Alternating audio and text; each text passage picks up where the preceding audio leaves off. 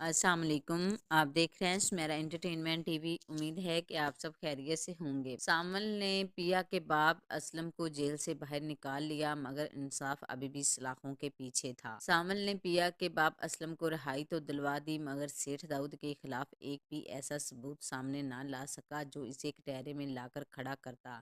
یہی بے بسی پیا کو اندر سے توڑنے لگتی ہے۔ اس کی آنکھوں کی چمک مدھم پڑ جاتی ہے، ہنسی خاموشی میں بدل گئی اور ہر لمحہ ایک انجانے خوف میں گزرنے لگا۔ سامل جی دیکھ کر ٹوٹ سا جاتا ہے۔ آخرکار وہ سچی کے دروازے پر جا کر کھڑا ہوتا ہے۔ وہ ہاتھ جوڑ کر کہتا ہے، برائے مہربانی اپنے شوہر سے کہو سیٹھ داؤد کا پورا ماضی نکالیں، کہاں کا رہنے والا تھا، کس جیل میں بند تھا اور اس کے جرم کیا تھے۔ یہ سچ عوام کے سامنے آنا بہت ضروری ہے تاکہ ایک بے گناہ لڑکی کو انصاف مل سکے۔ سچی چند لمحے خاموش رہتی ہے، پھر گہری سانس لے کر بولتی ہے، تمہاری خاطر آج میں سچ بولوں گی۔ اسی رات جب ڈپٹی کمشنر صاحب گھر واپس آتے ہیں تو سچی پردہ ہٹا دیتی ہے۔ وہ کہتی ہے کہ پیا کسی دوست کی جاننے پہچاننے والی نہیں، وہ سامل کی پڑوسن ہے، اور ایک وہ سامل جس لڑکے نے ہماری جان بچائی تھی۔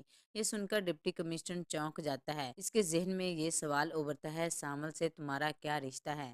اب سچی کے پاس چھپانے کا کچھ بھی نہیں بچتا ہے۔ وہ اعتراف کر لیتی ہے کہ میں نے کبھی سامل سے محبت کی تھی، مگر وقت پر خود ہی اس رشتے کو چھوڑ دیا۔ آج اسی محبت کا کفارہ ادا کرنا چاہتی ہوں۔ میں چاہتی ہوں کہ پیا کو انصاف ملے سامل کے ذریعے۔ حیرت انگیز طور پر ڈپٹی کمشنر غصہ نہیں کرتا ہے، وہ سچ کا ساتھ دینے کا فیصلہ کرتا ہے۔ اگلے ہی دن سامل اور پیا کو بلا لیتا ہے۔ سامل کو دیکھ کر وہ کہتا ہے کہ تم واقعی خوش نصیب تھے، سچی تمہیں چاہتی تھی۔ اب مجھے پوری حقیقت معلوم ہو چکی ہے اور میں تمہاری مدد کروں گا۔ اسی لمحے پیا اور سامل کی آنکھوں میں امید لوٹ آتی ہے۔ ڈپٹی کمشنر سیٹھ داؤد کا سیاہ ماضی بے نقاب کر دیتا ہے۔ ادھر پیا ایک ویڈیو ریکارڈ کرتی ہے ثبوتوں کے ساتھ۔ وہ بتاتی ہے کہ کیسے ایک نام نہاد بزنس مین دراصل جواری تھا۔ وہ آج لوگوں کی زمینوں پر قبضہ کر رہا ہے۔ ویڈیو سوشل میڈیا پر وائرل ہو جاتی ہے، عوام سڑکوں پر آ جاتی ہے۔ سیٹھ داؤد کے قدم لڑکھڑا جاتے ہیں۔ اسے اندازہ ہو جاتا ہے کہ اب کھیل اس کے ہاتھ سے نکل چکا ہے اور وہ پھر ایک خوفناک فیصلہ کرتا ہے۔ سامل، پیا اور اسلم تینوں کو ہمیشہ کے لیے راستے سے ہٹانا چاہتا ہے۔ ادھر سیٹھ داؤد سازشوں میں مصروف ہوتا ہے، ادھر قسمت ایک نیا کھیل کھیلنے کو تیار ہو جاتی ہے۔ آلیار کو اپنے باپ کی اصل حقیقت معلوم ہو جاتی ہے۔ وہ جان لیتا ہے کہ پیا ہر لفظ سچ بول رہی تھی۔ جس باپ کو وہ ہیرو سمجھتا رہا، وہ اصل میں مجرم نکلتا ہے۔ آلیار کی نظروں میں پیا بے گناہ ہو جاتی ہے اور اس کا باپ قصوروار ہو جاتا ہے۔ پچھتاوے کے ساتھ اس کے دل میں ایک ضد جنم لیتی ہے۔ وہ فیصلہ کرتا ہے کہ وہ ہر حال پیا کو حاصل کر کے رہے گا، مگر وہ یہ نہیں جانتا کہ پیا اب اس کے ہاتھوں سے نکل چکی ہے۔ پیا سامل سے شادی کرنے کے لیے تیار ہو چکی ہے۔ اسلم سب کے سامنے منگنی طے کر دیتا ہے۔ یہ خبر آلیار کے دل پر بجلی بن کر گرتی ہے۔ وہ پیا کے پاس جاتا ہے، محبت کا یقین دلانے کی کوشش کرتا ہے، مگر پیا صاف انکار کر دیتی ہے۔ اب میرا اور تمہارا کوئی رشتہ نہیں ہے۔ آلیار کی آنکھوں میں اب عشق نہیں، وحشت جھلکنے لگتی ہے۔ وہ کہتا ہے، میں تمہیں پانے کے لیے کسی بھی حد تک جاؤں گا، چاہے کسی کی جان ہی کیوں نہ لینی پڑے۔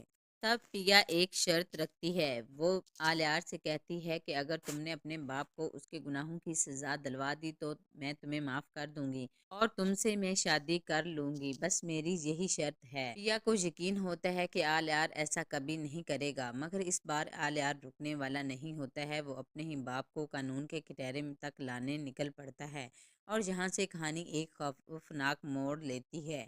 اب سوال یہ ہے کہ آلیار واقعی اپنے باپ کو سزا دلوا پائے گا؟ اگر وہ کامیاب ہو گیا تو کیا سامل اور پیا کی شادی ہو سکے گی، یا قسمت ایک اور شکنجہ کسنے والی ہے؟ کیونکہ اب یہ کہانی محبت کی نہیں رہی، بلکہ یہ کہانی انتقام، سچ اور قربانی کی ہے۔